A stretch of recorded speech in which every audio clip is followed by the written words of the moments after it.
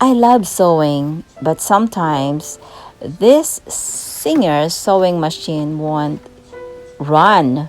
So the way I could only run it is through giving trial and error by turning it on and off about 3 to 4 times.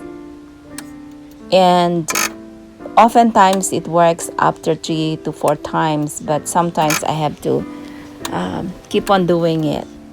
So today it is also a little frustrating.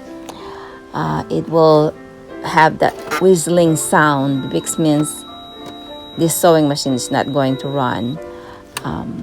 So I'm going to do the technique that I just thought of, turning it on and off, and there we go.